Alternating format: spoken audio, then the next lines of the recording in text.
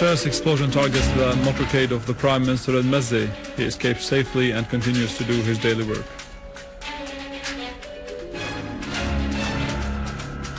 Lavrov says foreign powers are trying to bring down the Syrian government under the pretext of the use of chemical weapons.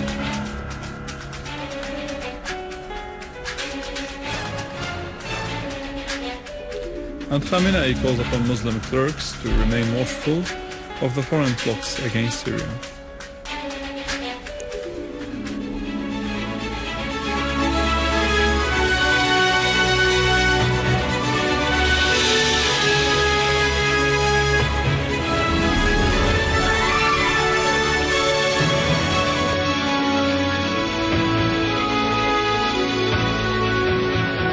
Good afternoon, this is News in English from the Syrian Arab television in Damascus. Prime Minister Dr. al-Halaqi condemned the terrorist explosion in Mazzeh this morning, which targeted his motorcade and led to the death and wounding of several citizens and damaged several public buildings. As he chaired a meeting of the Economic Committee, he asserted that such terrorist explosions showed the failure and bankruptcy of the terrorist groups and their supporters because of the heroic acts of the Syrian Arab Army and its continuous achievements of spreading safety, security and stability through our beloved homeland. The Syrian people are also determined to carry out the political program of President Assad to solve the crisis, according to the Prime Minister. This program remained the only safe outlet to restore construction and comprehensive development. The Prime Minister also asserted that such terrorist acts would only strengthen our determination to continue our efforts of construction and restoration of security and stability. Al-Halaqi expressed appreciation of the role of Economic Committee and its programs, which continue to consolidate the potentials of our national economy and its capacity to face all internal challenges. Dr. al-Halaqi held a meeting with the Economic Committee immediately after the terrorist explosion, the explosion that took place at a crossroads in Al-Mazzeh area this morning near the garden of Ibn Rashid. The explosion led to the death of several citizens and the destruction of a number of public and private buildings.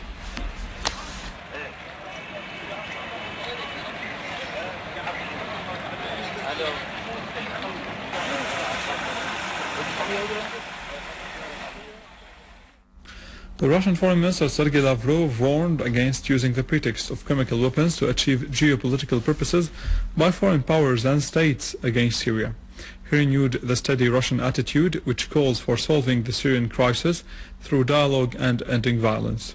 In a press conference in Moscow, Mr. Lavrov said that some foreign powers and states considered everything useful to bring down the government in Syria. However, the pretext of the use of weapons of comprehensive destruction or mass destruction remained dangerous and unacceptable. He asserted that such a political game would hinder the investigation of the events of using chemical weapons near Aleppo on March 19th. As for the claims published by some Lebanese mass media during the recent visit of Deputy Foreign Minister Mikhail Bogdanov to Beirut, Mr. Lavrov asserted that Russia's attitude towards the crisis in Syria had never changed, pointing out that his country worked from the beginning to call upon everybody with influence, to ask all parties to stop violence and to start talks without any preconditions. Lavrov asserted that this attitude prevailed in the Geneva communique. The Higher Counselor of the Islamic Revolution in Iran, Sayyid Ali Khamenei, asserted that the fingers of the enemies are very clear in all events and problems in the region, particularly in Syria, which stand steadfast against their plots. Addressing the conference of the Islamic clerics in Tehran, attended by religious men from various countries, including Syria, he asserted that some Western mass media caused a destructive war in Syria because of Syria's continuous support for resistance and confrontation of Zionism. He warned against the crimes of the West and Zionism, held by the petrodollar states and their rulers who sold themselves to the West. He ignited sectarian war against this region and its people. He called upon the Muslim clerics and political elites to remain vigilant against some plots and to face and foil them.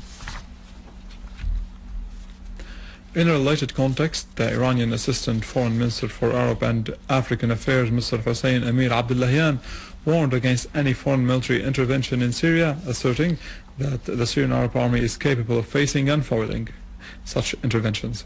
In a TV interview, he renewed Iran's support for solving the crisis in Syria with political methods. He pointed out that Iran continued to offer humanitarian assistance to the Syrian people and to support the political solution and regional initiatives. He denied the claims about Iran's military support to Syria, calling attention to the fact that it was the Syrian army that achieved military successes in the field.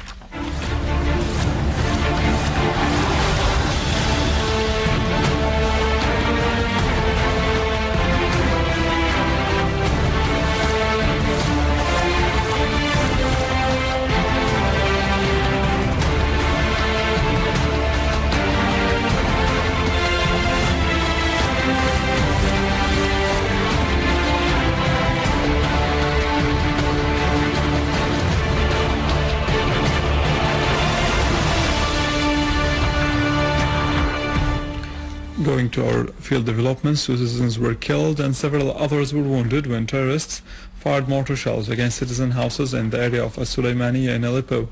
This terrorist attack also caused material damage in the houses and vehicles in the place of the attack. Units of the Syrian Arab Armed Forces targeted a group of mercenary militias of the so-called al-Nusra Front, which belongs to the terrorist organization of al-Qaeda, in 2 villages in the Latakia countryside. Large numbers of terrorists, including non-Syrian snipers, were killed, including the Yemeni Omar al-Saleh, also known as Abu Ubaidah, and other Chechen snipers. Another unit of our armed forces attacked the hideouts of mercenary terrorists in several villages, killing and wounding large numbers of them and destroying several vehicles carrying weapons and ammunition. Units of our armed forces also destroyed rocket launchers that were used by the terrorists of the so-called al-Nusra Front. In Deir ez-Zor, units of the Syrian military carried out some qualitative operations targeting the terrorist hideouts in the old airport and As-Sina'a neighborhoods, killing a large number of them.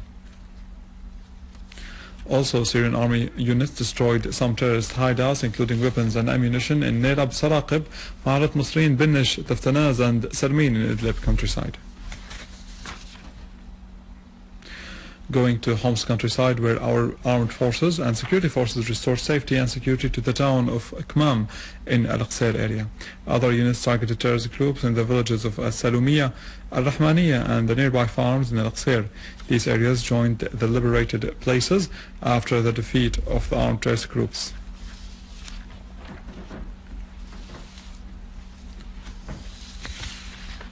Assistant Director of the Canadian Security and Intelligence, Michelle Pearce, asserted that dozens of Canadians are fighting alongside the armed terrorist groups in Syria.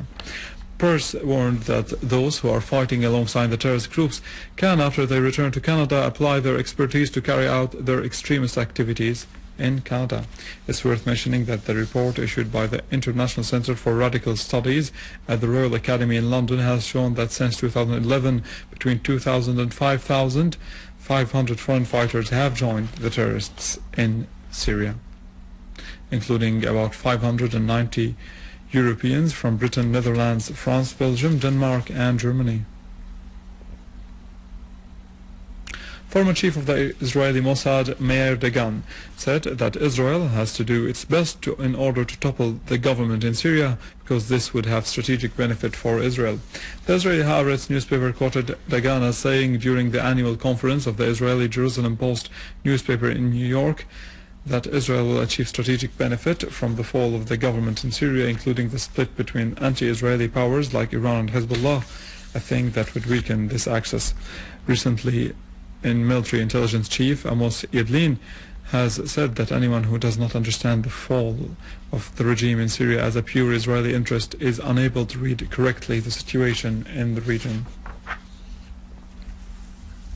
At least 26 Iraqis were killed and 67 others were wounded in terrorist explosion of 3 booby-trapped cars to the south of Baghdad today.